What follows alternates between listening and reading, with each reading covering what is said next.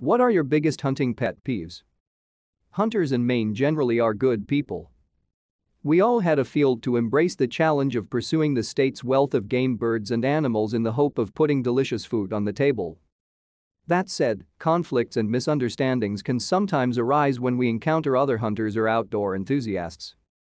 In the hope of bringing Maine hunters together with an increased sense of unity and camaraderie, fostered by awareness and education, we have a question for you. To stay up to date with latest top stories, make sure to subscribe to this YouTube channel by clicking the button above this video. What is your biggest pet peeve when it comes to the things you have witnessed other hunters do? Maine is a large state, one that is heavily forested and features thousands of square miles of land on which to hunt. Even so, it's common for more than one hunter to show up at a certain place or in a general vicinity at the same time. Often they're competing for the same game, but other times they're on separate quests when their paths cross. A classic scenario for potential conflicts came during the past week, the first full week for upland bird hunting and the opening week of the annual moose hunt. In many areas, moose hunters and bird hunters shared the roads and the woods. It will happen again during the week of October 11 to 16, the second moose hunting week, with bird season in full swing. With lots of vehicles on the roads, all manned by hunters trying to fill their tags, encounters are inevitable. Have you ever had an experience when that became a problem? Bird hunters might be walking down the same tote road where moose hunters had planned to call. Or multiple hunters might be staking out the same cut or bog, but on opposite sides. Maybe you scouted a great spot to set up to call in a moose, only to arrive and find another truck parked at the location. It can be frustrating, but it seems that we should all remain courteous and respectful of each other. To get the ball rolling, I'll share a couple of my personal pet peeves.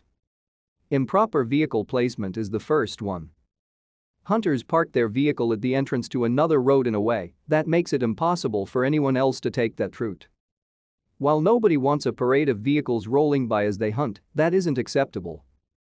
In fact, since a lot of hunting is done on privately owned roads and land, it is illegal to block any such roads. The other, one I have encountered only a couple of times, involves other hunters in the woods. If someone walks in on a place where I'm sitting or standing, I immediately raise my blaze orange hat to indicate my presence. If it had been me in such a situation, I would have carefully backed out of the area as best I could. Last year, while deer hunting in southern Maine, I was watching intently a couple of minutes after seeing two does nearby. Out of nowhere, I hear a walkie-talkie squawking back over my left shoulder.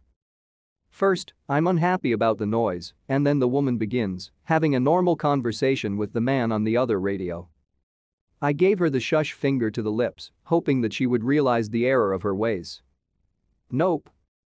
In an attempt to distance myself, I began moving away from the hunter, back in the direction I had seen the deer. Undaunted, she continued walking off to my left, within about 30 yards. I stopped and watched as she made her way down the ridge, walked in front of me, and disappeared into the dark growth. As I continued to move to my right, a few minutes later I saw two hunters, the aforementioned ones, standing and talking. They finally headed away from me, and shortly thereafter I heard two doors slam on a pickup truck, which drove off down the adjacent road. I'm sure you have had similar experiences, and many others, that have put a damper on a hunting outing. Now, it's time to share your stories. Remember, the idea here isn't to vilify anyone, rather to help folks realize how we can better create a safe and happy hunting experience for all of us.